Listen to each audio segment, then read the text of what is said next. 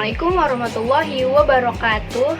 Halo teman-teman, perkenalkan nama saya Baina dari Prodi Fisika A 2020 Universitas Negeri Jakarta.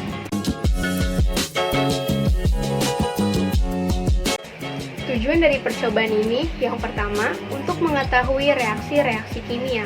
Yang kedua, untuk menganalisis asam atau basanya suatu larutan dengan menggunakan indikator alami. Yang ketiga, untuk memisahkan dua zat atau lebih ketika dicampurkan serta memperhatikan endapan yang terbentuk.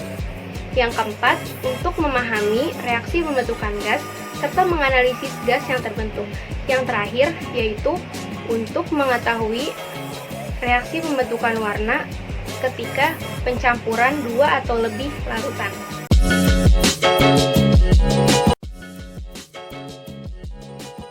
Asam dan basa tentu memiliki sifat yang berbeda. Untuk menentukan sifat asam atau basa, terdapat beberapa cara. Yang pertama, menggunakan indikator bahan alam, seperti bunga sepatu, kunyit, dan kulit manggis.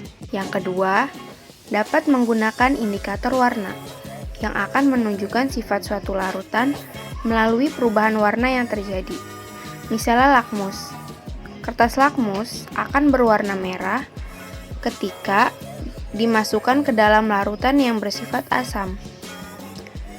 Kertas lakmus akan berwarna biru ketika dimasukkan ke dalam larutan yang bersifat basa. Dapat pula menggunakan indikator sintesis seperti metil merah, bromtimul biru, fenolftalein, dan lain sebagainya. Kemudian, dengan mengukur pH. pH merupakan suatu parameter yang digunakan untuk menyatakan tingkat keasaman larutan. Larutan yang memiliki pH kurang dari 7 bersifat asam. Larutan yang memiliki pH lebih dari 7 bersifat basa. Larutan yang memiliki pH 7 bersifat netral. Siapkan alat dan bahan untuk praktikum. Larutan yang akan diuji berupa larutan garam, larutan air jeruk, larutan cuka, dan juga larutan air sabun. Tambahkan 2 ml indikator bunga sepatu ke dalam larutan garam.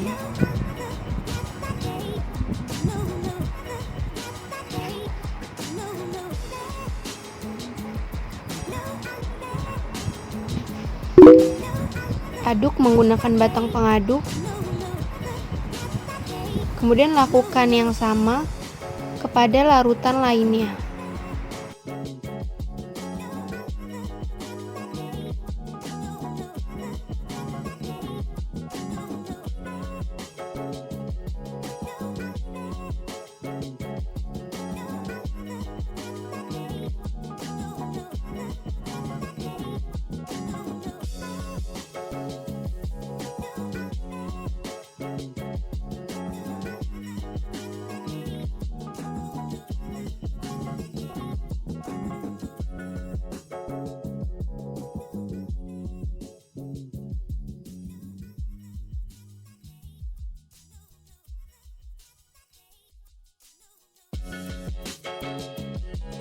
Pada tabung yang berbeda dari sebelumnya, tambahkan 2 ml indikator kunyit ke dalam larutan garam, air jeruk,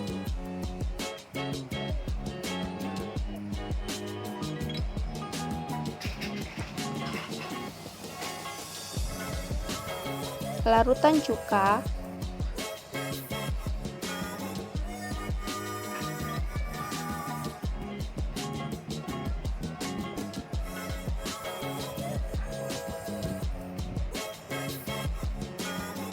dan juga air sabun.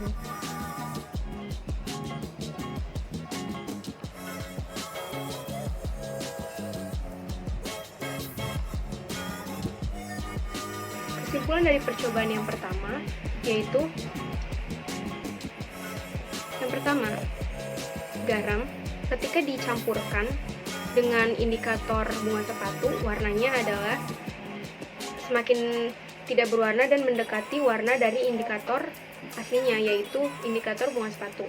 Dan ini juga ketika diberikan oleh indikator kunyit, warnanya seperti larutan indikator kunyit. Ini berarti larutan garam bersifat netral. Yang kedua ada larutan jeruk, air jeruk.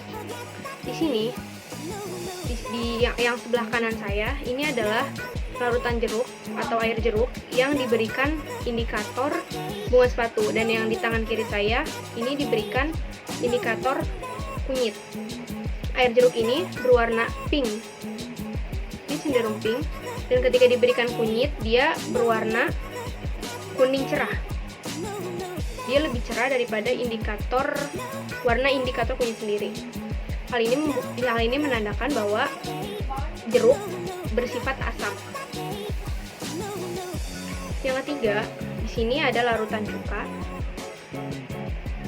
Cuka ini ketika diberikan indikator alami bunga sepatu, dia berwarna pink, dan ketika diberikan kunyit, dia berwarna kuning cerah.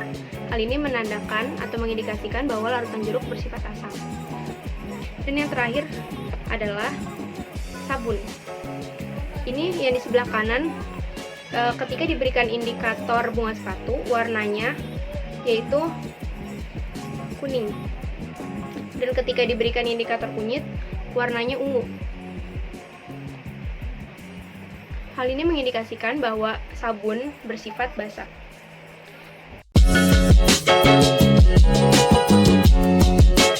Reaksi pengendapan adalah suatu jenis reaksi yang dapat berlangsung dalam suatu cairan, misalnya air. Suatu reaksi dapat dikatakan reaksi pengendapan apabila reaksi tersebut menghasilkan endapan. Endapan merupakan zat padat yang tidak larut dalam cairan tersebut. Pengendapan juga dapat terjadi karena adanya difusi dalam padatan.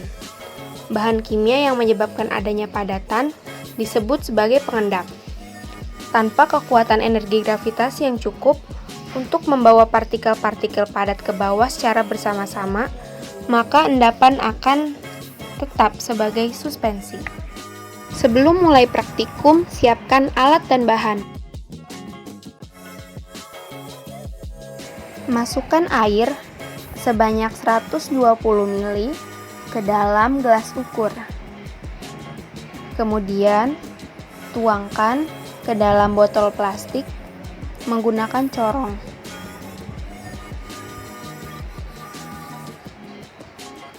Lakukan hal yang sama kepada botol lainnya.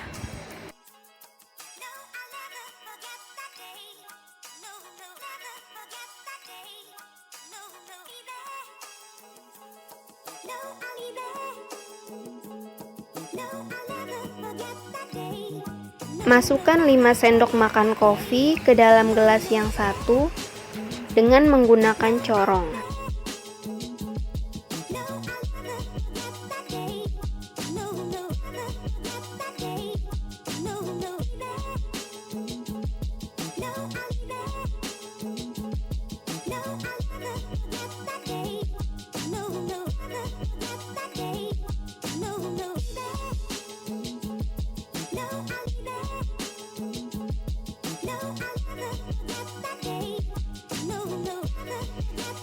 Masukkan 5 sendok makan tepung terigu ke dalam botol lainnya dengan menggunakan corong.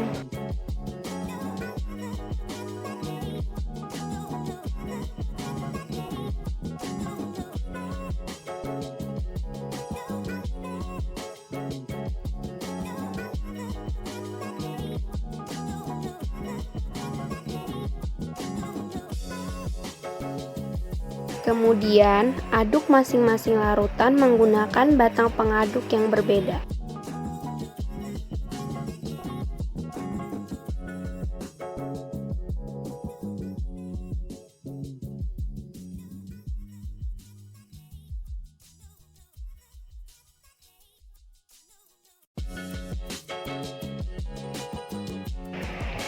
Kesimpulan dari percobaan yang kedua yaitu ketika dua zat atau lebih dicampurkan, maka dia bisa berpotensi untuk membentuk endapan. Contohnya yaitu ketika larutan kopi dicampurkan dengan air dan larutan Dan ketika tepung dicampurkan dengan air, maka dia bisa membentuk endapan. Dan warna endapannya itu lebih gelap dan dia ada di bawah. Ini juga endapannya berwarna lebih gelap dan lebih pekat. Jadi, kopi dan tepung dapat membentuk endapan. Sebuah reaksi pasti akan menghasilkan suatu produk. Demikian pula pada reaksi pembentukan gas. Terbentuknya gas disebabkan oleh reaksi yang terurai menjadi zat gas atau reaksi tersebut menghasilkan gas. Gas yang terbentuk ini kemudian akan menguap ke udara. Pertama, siapkan alat dan bahan.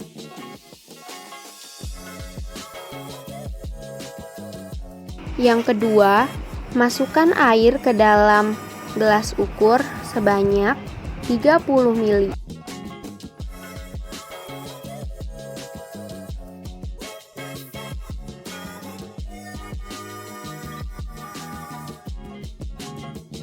Kemudian masukkan ke dalam botol.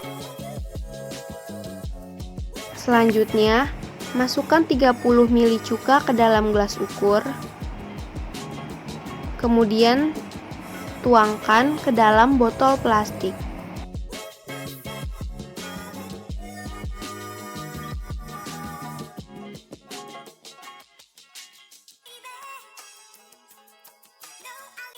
Lalu, ambil soda kue sebanyak 3 sendok makan dan masukkan ke dalam balon dengan menggunakan corong.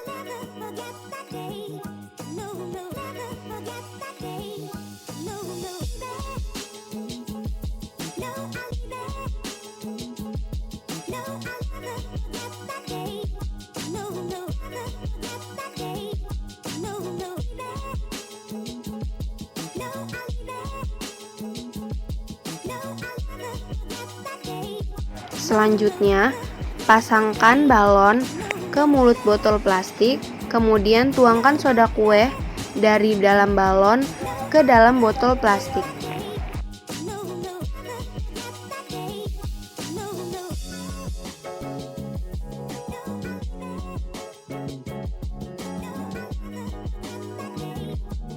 Kesimpulan dari percobaan yang ketiga adalah ketika direaksikan antara asam asetat dan juga sodium hidrogen karbonat, maka hasilnya adalah gas karbon dioksida yang dibuktikan dengan menggembungnya balon yang ada di botol ini. Selain itu, dihasilkan pula air dan juga sodium asetat. Molekul atau senyawa kimia mempunyai kemampuan untuk menyerap warna dan memancarkan warna tergantung dengan zat-zatnya. Kemampuan ini bisa juga dipengaruhi suatu kejadian. Sebelum melakukan praktikum, siapkan alat dan bahan. Masukkan air ke dalam gelas ukur sebanyak 60 ml.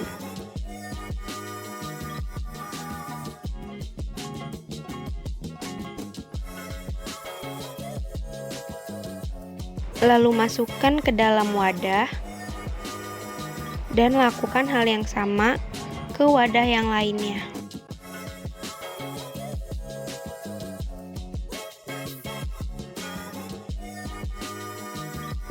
Tambahkan 5 tetes betadin ke masing-masing wadah. Kemudian aduk menggunakan batang pengaduk.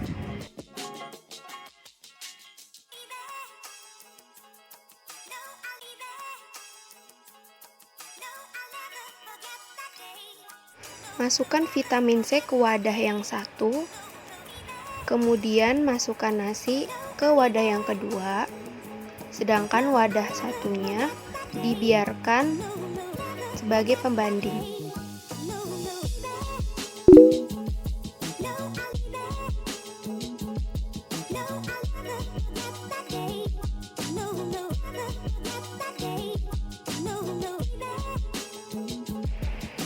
Kesimpulan dari percobaan yang terakhir yaitu mengenai pembentukan warna adalah ketika Ketika larutan betadin yang semula berwarna kuning cerah, cenderung ke oranye, dicampurkan dengan nasi, warnanya akan berubah menjadi ungu gelap. Dan ketika dicampurkan dengan vitamin C, warnanya adalah bening.